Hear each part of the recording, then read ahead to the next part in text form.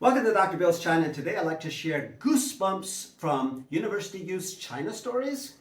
I did literally get goosebumps last week listening to China stories told by students in Xiamen University's Jiagang School in Zhangzhou, across the bay. They were the school's finalists for the third annual Retelling China Stories in English event for both Chinese and foreigners, which is co-sponsored by CETV and New Channel International Education. I'm glad I wasn't a judge because I loved every story. But I'll share a few highlights. One youth shared that superhero movies are big in Hollywood, but ancient China had Hoji, a real superhero. His power was growing food. And his lessons in self-reliance have helped the world's most populous nation survive the ages. And I was startled when a youth in black robe and hat leaped from his seat, tossed his hat, and said with barely controlled fury, "I quit. I'm leaving this stupid school now." Wow. I quit! I'm going to leave this medical school right now. I'm gonna go back to Tokyo. Anger, disappointment, and pain engulfed him. He realized the one thing: backwardness.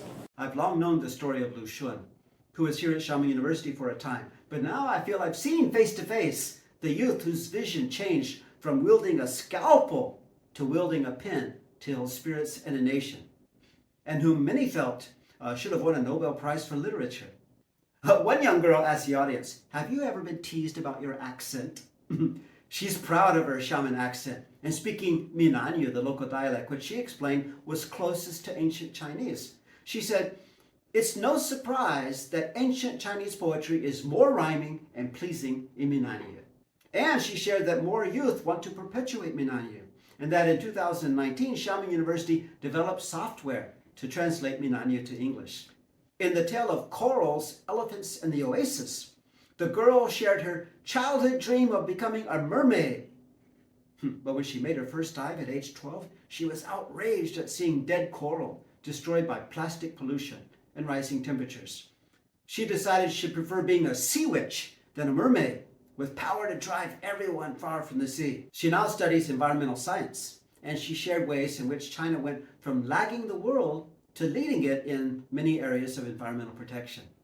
We also heard about Yuan Longping's hybrid rice, and why the character He, harmony, has always been central to Chinese culture, and the story of Daqing Oilfield's Iron Man, and several other unforgettable stories. And then I wrapped up the evening by sharing briefly why Aladdin was Chinese, and probably from my own adopted home of Minan, and how true stories of people overcoming poverty are far more magical than any fiction. The evening ended too quickly. I look forward to hearing more stories from Chinese and foreigners alike at the finals of the 2023 Retelling China Stories in English event. And if you've not entered this year, well, I hope to see you in 2024.